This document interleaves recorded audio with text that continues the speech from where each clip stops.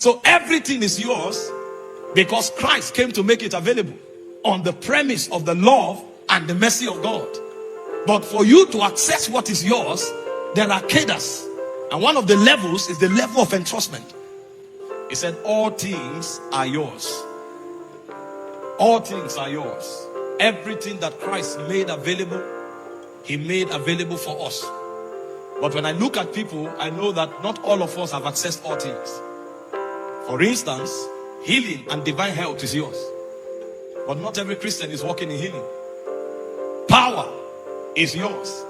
But not every Christian is walking in power. And so as I began to study the scriptures, I came to understand that there are three cadres in accessing the things of the Spirit. And the first is the cadre of the love and the mercy of God. At the level of the love and mercy of God, you don't do anything.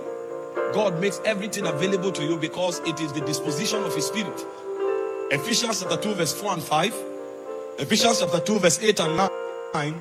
We see that the totality of salvation was communicated to us on the premise of the love and the mercy of God. We did nothing to receive it. We did nothing to merit it.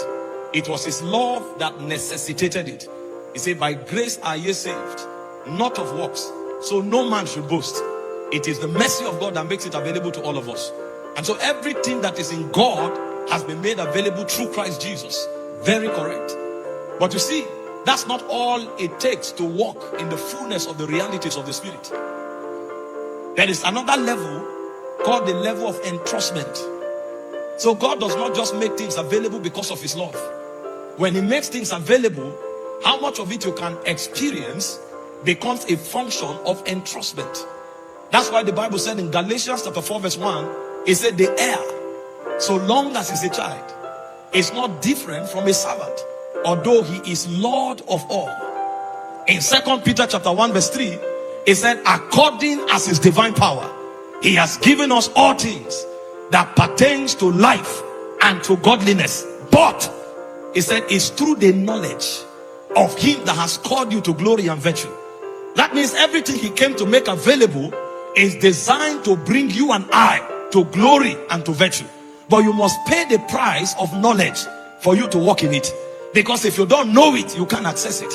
So everything is available, but accessing it has requirements. And these requirements, in a summarized way, is maturity. If you don't mature in God, you can't have all things. If you don't mature in God, you can't experience the things God has made available to you. And this is the plague of many Christians. They read the Bible, they see the glorious things that God has made available in Christ. And when they check their lives, they are wondering why these things are not there. Because certain things in the kingdom are not a gift. Certain things are entrustments. And so there is a level of maturity you must demonstrate for God to entrust it to you. Most of you here are parents. All you are toiling for is for your children. But you can't give your car to your 5-year-old son.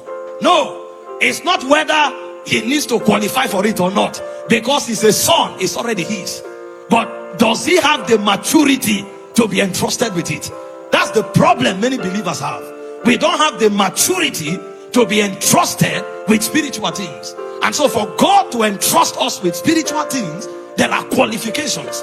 Number one is knowledge. If you don't have knowledge, you can't possess anything in this kingdom, even though it's made available. Nobody's arguing about the availability. But do you have the knowledge? It said it is through the knowledge of him that called you to glory and to virtue. So do you have knowledge? How much do you know about God? How much do you know about the reason for which he makes available the things he makes available? What do you think God made power available for? What do you think God made influence available for? There must be a fulfillment of the requirement of knowledge for you to possess. Number two, character and virtue. There are things in this kingdom that no matter the revelation you have, if you don't have certain character qualification, it will be a risk to hand it over to you. And so God does not just check revelation, he also checks character. What's the degree of meekness? What's the degree of love? What's the degree of mercy in your spirit for you to be granted these things of the spirit that are very volatile? So there must be a requirement of character. This is why the fruit of the Spirit is more important than the gift of the Spirit. Because a man who has the fruit of the Spirit must be an agent of God. But a man that has the gift of the Spirit can be an agent of Satan. So for you to walk in the gift of the Spirit correctly, you must have the fruit of the Spirit. So there is a requirement of virtue that precedes your ability to access the things of the Spirit. And then number 3, there is the requirement of consecration. The things you are asking for are realities of another aeon. They are realities of another dispensation. They are realities of a spirit. And for you to walk, you must understand the protocol of what you are making demand for. This is why consecration becomes important. And unfortunately, many Christians have no revelation, they have no character, and they have no consecration. Yet, they are asking God on a daily basis, God, why? This is why.